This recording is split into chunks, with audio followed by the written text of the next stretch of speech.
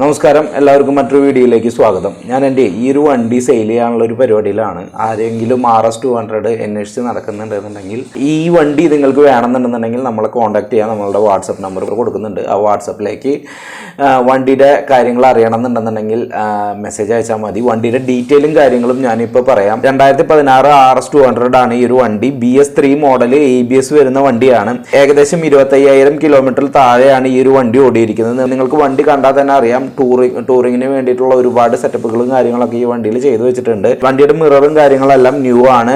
Handle guard വെച്ചിട്ടുണ്ട്. കിറ്റിന് protection കിട്ടാൻ വേണ്ടിയിട്ട് ഞാനൊരു പ്രൊട്ടക്ടർ വെച്ചിട്ടുണ്ട്.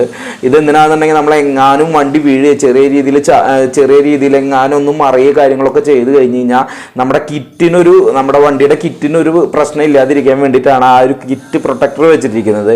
പിന്നെ മോഡിഫൈഡ് ബാക്ക് സീറ്റ് ആണ്. നിങ്ങൾക്ക് RS200 ബാക്ക് സീറ്റ് ഒക്കെ നോക്കി കഴിഞ്ഞാൽ അറിയാം, നമ്മുടെ ഈ ഒരു വണ്ടി വരുന്നത് മോഡിഫൈഡ് ആണ്. ഞാനത് കുറച്ചും കൂടി കുഷ്യൻ ടൈപ്പ് കാര്യങ്ങളൊക്കെ വെച്ചിട്ടുണ്ട്. നിങ്ങളൊരു ലോങ് ട്രിപ്പൊക്കെ പോകാൻ ആഗ്രഹിക്കുന്ന ആളാണെന്നുണ്ടെങ്കിൽ പിന്നിലിരിക്കാനായിട്ട് കുറച്ചുകൂടി കംഫർട്ടബിൾ ആയിരിക്കും. അതല്ലാന്നുണ്ടെങ്കിൽ പിന്നിലിരിക്കുന്നവരുടെ നിതമ്പമൊക്കെ ഏത് രീതിയിൽ പോകുന്നതിനെ ഈ വണ്ടി ഓടിച്ചിട്ടുള്ളവർക്ക് അറിയാം. അതുകൊണ്ട് തന്നെ ഞാൻ ഈ ഒരു സീറ്റ് മോഡിഫൈ ചെയ്ത് വെച്ചിട്ടുണ്ട്, ബാക്ക് റെസ്റ്റ് ചെയ്ത് വെച്ചിട്ടുണ്ട്. അതും പില്ലിന് ഒരുപാട് ഗുണം കിട്ടുന്ന കാര്യം തന്നെയാണ്.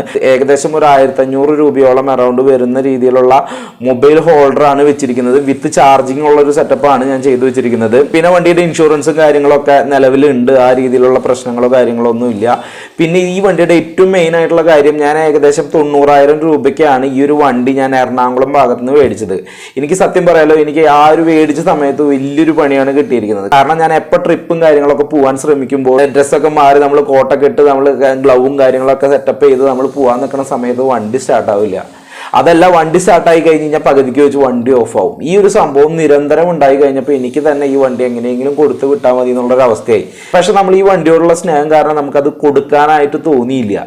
അങ്ങനെ ഞാൻ ഒരുപാട് വർക്ക്ഷോപ്പുകളിൽ മാറി ചെയ്തപ്പോഴും ഇവർക്ക് ആർക്കും ഈ ഒരു പ്രശ്നം ഐഡന്റിഫൈ ചെയ്യാൻ പറ്റുന്നില്ല. തട്ടിമുട്ടി എന്തെങ്കിലുമൊക്കെ ചെയ്തു വെച്ചിട്ട് പോവാണ് ചെയ്തത്. അപ്പം അങ്ങനെ ഒരു സംഭവം വന്നപ്പോൾ ഞാൻ മേജറായിട്ട് നമ്മളുടെ ബജാജിന്റെ ഷോറൂമിൽ, ബാംഗ്ലൂരിലുള്ള ഷോറൂമാണ്, അവിടെ കൊണ്ടുപോയി വണ്ടി സർവീസിന് കൊടുത്തു. ഞാൻ പറഞ്ഞു, മേജറായിട്ടുള്ള ഇഷ്യൂ ആണ്, ചെറിയ ഇഷ്യൂ അല്ല, ചെറിയ ഇഷ്യൂ ആണെന്ന് നിങ്ങൾ വിചാരിക്കരുതെന്ന് പറഞ്ഞ് ഞാനിങ്ങനെ പറഞ്ഞുകൊണ്ടിരുന്ന് കഴിഞ്ഞപ്പോഴാണ് അവര് ഈ ഒരു കാര്യം മേജറായിട്ട് നോക്കിയപ്പോഴാണ് അവർക്ക് ആ ഒരു സിസ്റ്റത്തിൽ നോക്കിയപ്പോൾ അവർക്ക് മനസ്സിലായി വണ്ടിയുടെ വയറിംഗ് കിറ്റ് പോയി എടുക്കുകയാണ്, വേറെ പ്രശ്നങ്ങളൊന്നും വണ്ടിക്ക് തോന്നുന്നില്ല എന്നുള്ള രീതിയിൽ പറഞ്ഞു. വണ്ടിയുടെ സർവീസും കാര്യങ്ങളൊക്കെ വരുന്നുണ്ടായിരുന്നു. അങ്ങനെ വന്നപ്പോൾ ഞാൻ പറഞ്ഞു, എന്നാൽ വയറിംഗ് കിറ്റ് മാറിക്കോ. ഞാൻ വിചാരിച്ചു വലിയ നിസ്സാര പൈസയ്ക്കുള്ള ആവുള്ളൂ എന്ന്. പക്ഷെ ആ ഒരു സർവീസിങ് കഴിഞ്ഞ് വന്നത് ഏകദേശം 10-22,000 രൂപയാണ് എൻ്റെ ആ ഷോറൂമിൽ പൊട്ടിയത്. അതിനുള്ള ഹിസ്റ്ററി ഡീറ്റെയിൽസ് ഒക്കെ നമുക്ക് വേണമെങ്കിൽ തരാം. ഇല്ലാന്നുണ്ടെങ്കിൽ നിങ്ങൾ ചെക്ക് ചെയ്യുകയാണെന്നുണ്ടെങ്കിൽ ബജാജിന്റെ ഷോറൂമിൽ ചെക്ക് ചെയ്യുകയാണെന്നുണ്ടെങ്കിൽ അതിന്റെ ഹിസ്റ്ററിയും കാര്യങ്ങളൊക്കെ നിങ്ങൾക്ക് കിട്ടും. അതായത് വയറിംഗ് കിറ്റ് പക്കയാണ്. ഇപ്പോൾ വണ്ടി യാതൊരു രീതിയിലുള്ള പ്രശ്നങ്ങളോ കാര്യങ്ങളോ ഇല്ല. എന്നാൽ പോലും നമുക്ക് ചെറിയൊരു ഫിനാൻഷ്യൽ പ്രോബ്ലംസ് ഉണ്ട്. മാത്രമല്ല, നമ്മുടെ വീട്ടിലെ കുറച്ച് അംഗസംഖ്യകളൊക്കെ കൂടിയിരിക്കുന്നു. കാലാവസ്ഥ കാരണമാണെന്ന് തോന്നുന്നു കൂടിയിരിക്കുന്നു. അപ്പോൾ അതുകൊണ്ട് ഇനി ബൈക്ക് പറ്റില്ല, കുറച്ചും കൂടി ഒന്ന് അപ്ഗ്രേഡ് ചെയ്തൊന്ന് കാർ എടുക്കണം എന്നുള്ളൊരു ചിന്തയുണ്ട്. ഒപ്പം തന്നെ മറ്റു കുറച്ച് പരിപാടികളും ഉണ്ട്. അതുകൊണ്ടാണ് ഞാൻ ഈ വണ്ടി മെയിനായിട്ട് കൊടുക്കാൻ ഉദ്ദേശിക്കുന്നത്. അർജന്റ് സെയിലല്ല, ആരും അർജന്റ് സെയിലാണ് എന്ന് വിചാരിച്ച് നെഗോസിയേഷൻ കാര്യങ്ങൾക്കായിട്ട് ദയവ് ചെയ്ത് വരരുത്. അപ്പോൾ ഞാൻ ഒരുപാട് പൈസ പൊട്ടിച്ചിട്ടുണ്ട്. അത്രയും പൈസ ഒന്നും കിട്ടില്ല എന്ന് എനിക്ക് 100% ഉറപ്പാണ്. എന്നാൽ പോലും ഞാൻ 1,10,000 രൂപ എനിക്ക് കിട്ടണം, എൻ്റെ കയ്യിൽ കിട്ടണം എന്നുള്ള രീതിയിലാണ് ഞാൻ ഈ വണ്ടി കൊടുക്കാൻ ഉദ്ദേശിച്ചിരിക്കുന്നത്. അതിന് നിങ്ങൾ വില്ലിങ് അല്ലാന്നുണ്ടെന്നുണ്ടെങ്കിൽ നിങ്ങൾ വിളിക്കുകയോ കാര്യങ്ങളോ വേണ്ട, നിങ്ങൾ വിട്ടേക്കൂ. കാരണം എനിക്ക് അത്രയും പൈസ വേണം. കാരണം ഞാൻ അത്രയും ഈ വണ്ടിക്ക് വേണ്ടി കൊടുത്തിട്ടുണ്ട്. നിങ്ങൾ ഈ വണ്ടി കണ്ടാൽ തന്നെ നിങ്ങൾക്ക് മനസ്സിലാവും ഞാൻ എന്തൊക്കെ ചെയ്തിട്ടുണ്ട് എന്നുള്ള കാര്യങ്ങളൊക്കെ.